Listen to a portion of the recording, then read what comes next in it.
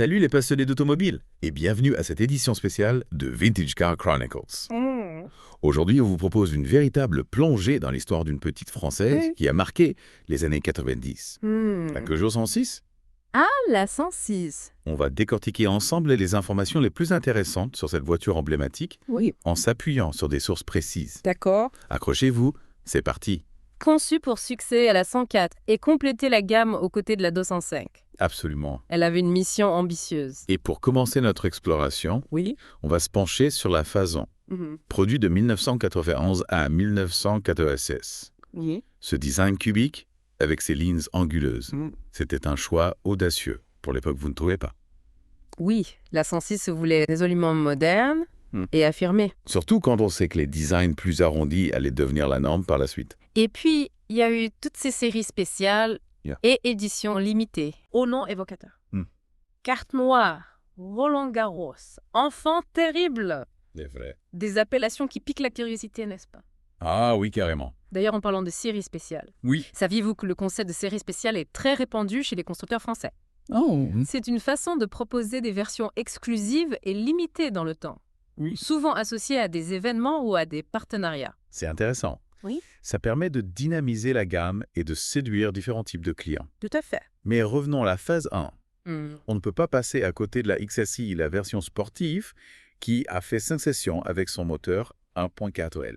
Oui. Développant initialement 100 chevaux. 100 chevaux, puis 95 chevaux à partir de 1995, en raison des normes anti-pollution de plus en plus strictes. Mais la XSI restait une petite bombe. Oui, je comprends. Un véritable concentré de sportivité dans un format compact. Et puis la rallye encore plus radicale. Dépouillée au maximum pour gagner en légèreté. D'accord. Produite à seulement 11 000 exemplaires, elle était disponible en 3 couleurs uniques. Blanc, noir et rouge. Ah ouais. Une vraie voiture de pilote. Une voiture qui est aujourd'hui très recherchée par les collectionneurs d'ailleurs. Oui, c'est vrai.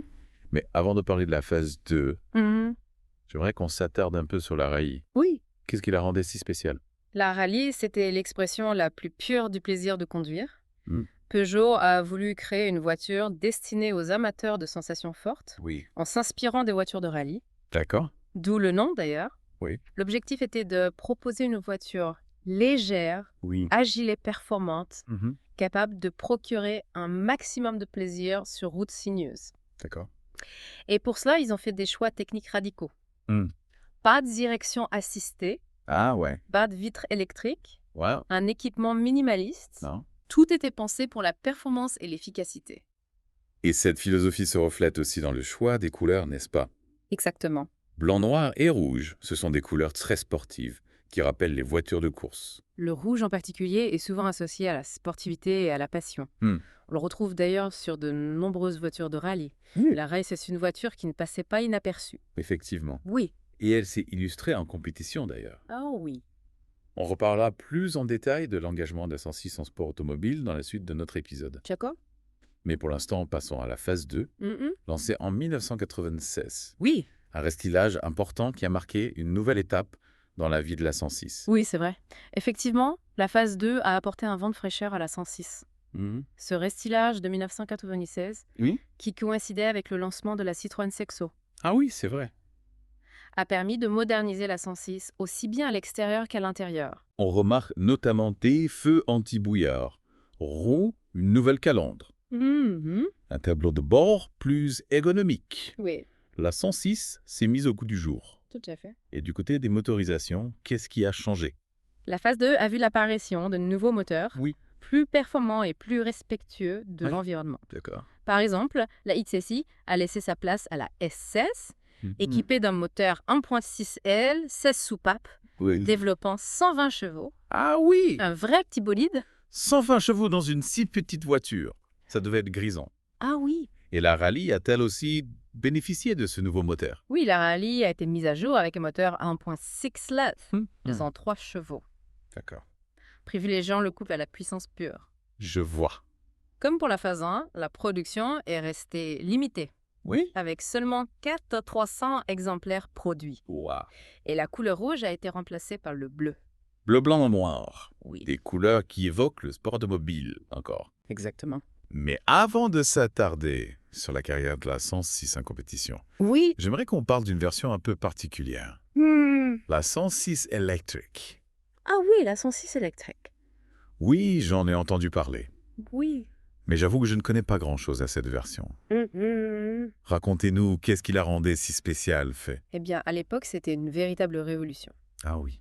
La 106 électrique était équipée d'un moteur électrique Leroy Sommer D'accord. d'une puissance de 15 à 27 chevaux, alimenté par des batteries nickel-cadmium Saft. Et quelles étaient ses performances? Sa vitesse de pointe était de 90 km/h et son autonomie pouvait atteindre 90 km/h. D'accord. Des chiffres qui peuvent paraître modestes aujourd'hui, Oui, c'est vrai. mais qui étaient assez impressionnants pour l'époque. C'est vrai qu'on est loin des performances des voitures électriques actuelles. Oui. Mais il faut se remettre dans le contexte de l'époque. Tout à fait. La technologie des batteries était beaucoup moins avancée. Exactement. La 106 électrique était en avance sur son temps. Oui. D'ailleurs, elle a été la voiture électrique la plus vendue au monde pendant un certain temps, C'est vrai. avec plus de 300 exemplaires écoulés. Oui. C'est un beau succès pour une voiture aussi novatrice. Ah oui? Mais pourquoi Peugeot a-t-il arrêté sa production? Le marché des voitures électriques était encore très limité à l'époque. Les infrastructures de recharge étaient quasi inexistantes. Oui. Et le prix des batteries était très élevé. D'accord. Malgré son succès relatif. Oui. La 106 électrique était un pari risqué pour Peugeot. Un pari qui a tout de même permis à Peugeot d'acquérir une précieuse expérience dans le domaine des véhicules électriques. Oui. Une expérience qui leur a sans doute été utile pour développer les modèles électriques qu'ils proposent aujourd'hui. Tout à fait. La 106 électrique était un véritable laboratoire d'innovation pour Peugeot. Oui. Et elle a ouvert la voie à une nouvelle ère de la mobilité.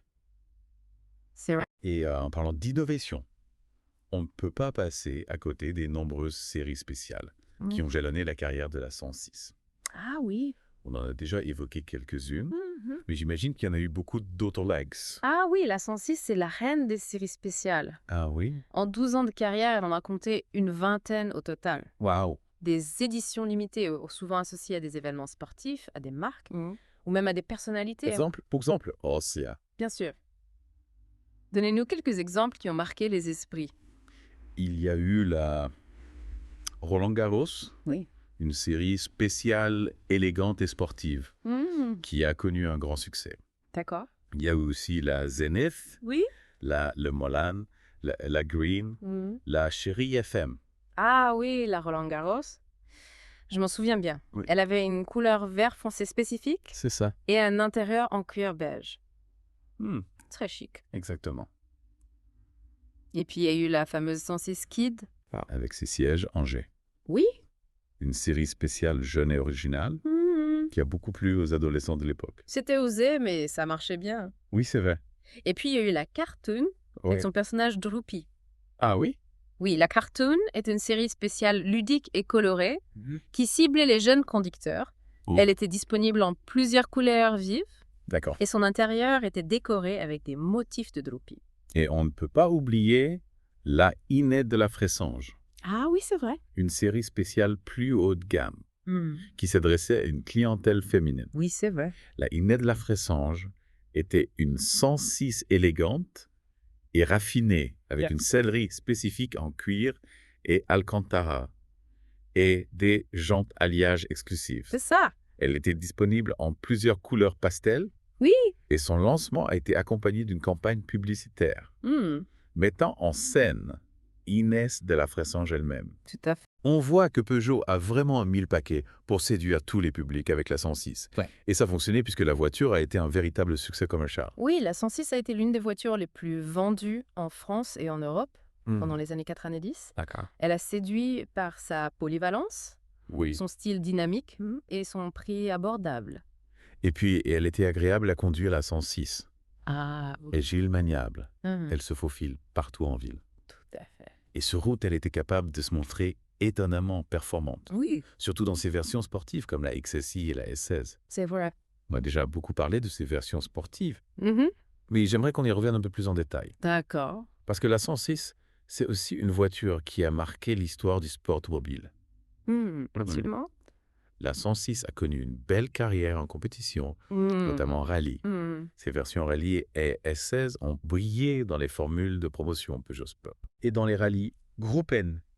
C'est vrai. D'ailleurs, pour nos auditeurs qui ne sont pas familiers avec le monde du rallye, Oui. Le groupe N est une catégorie de voitures de rallye très proche de la série. Tout à fait. Les voitures du groupe N doivent respecter des règles très strictes en termes de modification, ce qui les rend plus abordables et plus accessibles aux équipes privées. C'est ça. C'est intéressant. Oui. Donc la 106 Rallye qui participait au rallye du groupe N était très proche de la version que l'on pouvait acheter en concession. Exactement. Ah oui? Bien sûr, il y avait quelques modifications obligatoires pour la sécurité et la performance. Ouais, l'arceau de sécurité. Les sièges baquets, je les ai. D'accord. Mais la base technique de la voiture restait la même. C'est ce qui explique en partie le succès de la 106 en rallye. Oui. Sa fiabilité et sa robustesse. Oui, tout à fait. La 106 était une voiture très fiable, mécaniquement. Ce qui est essentiel en compétition. Elle était aussi très agile et maniable, ce qui lui permettait de se faufiler sur les routes sinueuses des rallyes. Tout à fait. Et Peugeot a même développé une version maxi de la 106 pour la compétition. C'est bien fait. Oui, tout à fait. La 106 Maxi est une version plus puissante et plus performante de la 106 Rallye. C'est ça. Conçue pour le rallye asphalte, elle était équipée d'un moteur 1.6 L 16 soupapes de 160 chevaux. Et elle a connu un certain succès en compétition, notamment en France. C'est vrai. 160 chevaux, ça devait être une véritable bête de course. Oui, elle était très spectaculaire, avec sa livrée aux couleurs de Peugeot Sport et son bruit rauque. D'accord. Elle a fait rêver beaucoup d'amateurs de rallye. Et la 106 a aussi brillé dans d'autres disciplines du sport automobile, comme la course de côte ou le circuit. C'est vrai. Sa polyvalence et sa fiabilité en ont fait une voiture très appréciée des pilotes amateurs. Et puis, son image de petit sportif accessible lui a permis de toucher un large public. Tout à fait. On a parlé de son design, de ses motorisations, de ses versions sportives, de son rôle dans l'histoire de la voiture électrique. Oui. Mais il y a encore un aspect de la 106 qu'on n'a pas abordé, son effet culturel. Ah oui? Parce que cette petite voiture a aussi marqué son époque. Oui, c'est vrai. Au-delà du simple domaine automobile. Oui, c'est vrai. La 106 est devenue une véritable icône des années 90. Elle a fait des apparitions dans des films, des séries télévisées, des jeux vidéo. C'est ça. Elle est même devenue un objet de collection pour certains. Tout à fait. Par exemple, dans le film Taxi, sorti en 1998, on peut voir une 106 qui sert de voiture d'auto-école. Et elle finit par percuter la vitrine d'une boucherie. Ah oui, c'est vrai. Une scène mémorable. Et puis la 106 a aussi eu son heure de gloire dans les jeux vidéo. Oui. On l'a déjà évoqué tout à l'heure. Mais elle était jouable dans Need for Speed Underground 2.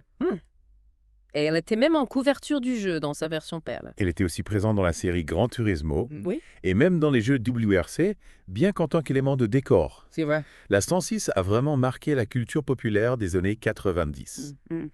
Et aujourd'hui, encore, elle continue de susciter la nostalgie chez beaucoup de personnes. Oui, c'est vrai. Et elle est de plus en plus recherchée par les collectionneurs et les amateurs de Youngtimers. Tout à fait. La 106 est en train de devenir une voiture culte. Oui. Ses lignes originales, son caractère joueur et sa relative rareté en font un modèle de plus en plus prisé. C'est ça. Et puis, elle est encore abordable. Oui. Ce qui n'est pas négligeable. C'est vrai. On peut trouver une 106 en bon état, pour un prix raisonnable. Oui, c'est vrai. Mais il faut se méfier des modèles qui ont été trop modifiés ou mal entretenus. Il vaut mieux privilégier les voitures d'origine, qui ont été bien conservées. Tout à fait. Bon, on arrive déjà à la fin de cette deuxième partie de notre plongée dans l'univers de la Peugeot 106. Déjà? On a déjà parcouru pas mal de choses. Oui, c'est vrai. Mais il nous reste encore quelques aspects à explorer.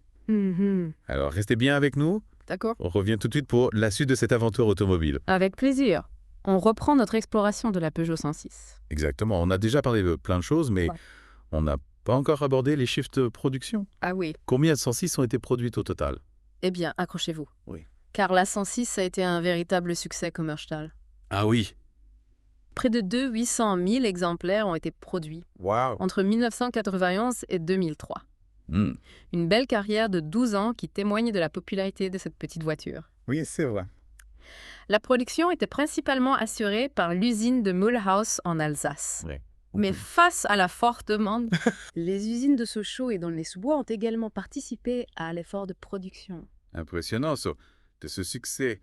Comment l'expliquer? Qu'est-ce qui a fait craquer les automobilistes pour la 106?